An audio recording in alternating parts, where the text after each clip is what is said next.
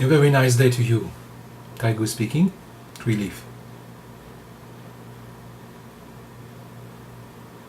Now today I would like to talk to you about this very difficult patch we all go through.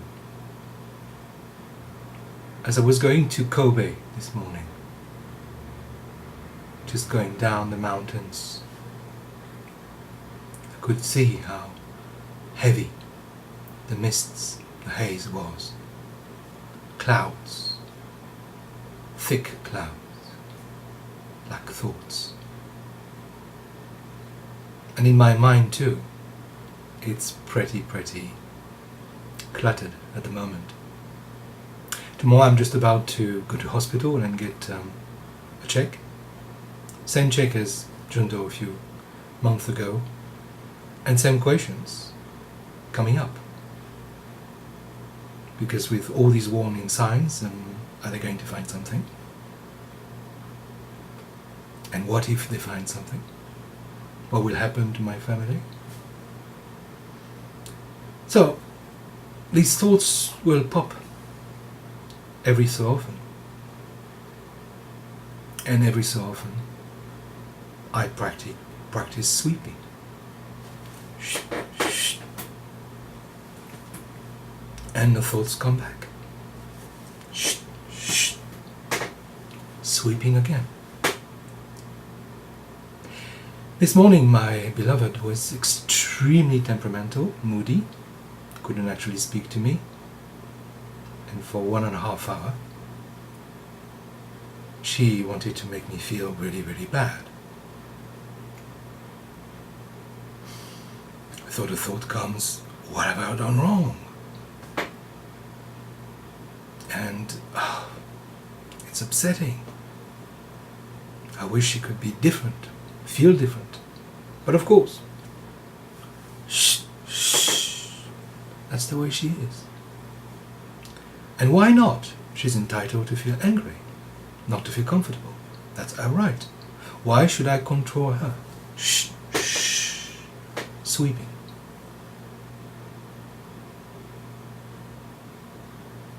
The practice of sweeping is a daily practice. Not just in our home. Would it be a temple? Would it be a humble abode, just like this one here? Would it be a big house? You've got to clean. But you also have to let things go up there, which is wherever you wish, because I don't know where the thinking is. People say it's there, but I'm not sure about that. Anyway, the mind will see many thoughts popping up. And these thoughts are not real. That's one of the core teachings of Buddhism. Nothing real in these thoughts. So the practice of sweeping is a very important practice. One of the most important practice of all. Very humbling. When I started to practice this sort of Zen, it was yesterday, it was, 35 years ago, more. I thought that one day I was going to get it. One day I could actually put the broom against the wall and just enjoy. Have a day of not sweeping. Well, after the ecstasy, the laundry. It's a beautiful title of a book. I think it's a book from Jack Cornfield. But it's also true. If you're familiar with a still state, with sitting Zen, if you're familiar with that open, uncontrived, undefiled space, you also get into pretty dusty, dark corners sometimes. You're not immune to it. Nobody is. In actual fact, the hard work starts after you woke up to your real nature. You're much more tuned into your deluded scenery. And therefore, sweeping. Shh, shh, sweeping again. If you go in training monastery, you would see these guys with a sort of white handkerchiefs just tight on their head so they don't get the sun. And often the abbot, the highest ranking monk in the monastery, would be shh, shh, sweeping. A living example of what people that have a spiritual maturity do. So this experience of going to hospital tomorrow, having a tough time because I've been told that I wouldn't be not given any I'm not going to be put to sleep really, so they are going to go inside and check up my rear, and fortunately not hurt myself too. Well, I'm sure it's going to hurt to a certain extent, but that's not what hurts. The thought of what hurts is just a big drama thing, you know, and that big drama thing is yours, is mine, is everybody's. Difference: as soon as it comes, you're free. You're free to cling to it, to believe your thoughts, or just to let it go. And it will come back. Every time it comes back. It will bounce back like a ball.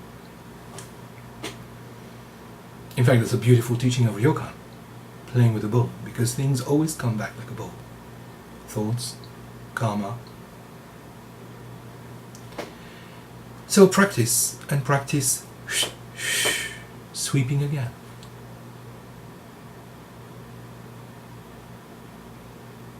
Does it contradict the fact that the mind is absolutely pure? There's nothing there to make it dirty? No, of course not. The mind is always just clear, just like the sky is clear. The fact that there are clouds in the way doesn't mean, as Fugen said on the forum last time, reminded everybody, well, it doesn't mean that the actual sky is just clouded. The sky is, it's the nature of the sky to be clouded at times, to be clear at others. But the nature fundamentally of the sky beyond this is clarity, space. So sweeping. Sweeping is important, and not believing your thoughts. Your thoughts about you, your thoughts about others, which actually are almost the same, you know. Your thoughts about systems and belief systems. These thoughts are byproducts of the thinking brain, mind, and it's the nature of the mind to make thoughts. Once you cling to them, you're caught. If you're caught, you go down the spiral of suffering. And you've got, you know, these lovely videos, sometimes not so lovely videos, inside of what things are going to be like. Many of us just live our life playing in advance sort of fictions, short fictions. We could put tags to them. Actually, that's one of the practices of Buddhism. We don't do that in Zen. We don't tag these pictures. We just release them. But would you tag them, you would actually notice that they follow more or less the same pattern. And they're connected with very distant experiences, child's experiences, I suppose, or traumas. So yes, if you got to ask me what Buddhism actually taught me, well, that my thoughts are not real. That's the one. And there's a life beyond thinking. It's possible to live without this, without the belief that this is important. And welcome to the work, because the work will never stop. If you become fully enlightened, actually, as I told you, it's bound to actually increase. Welcome.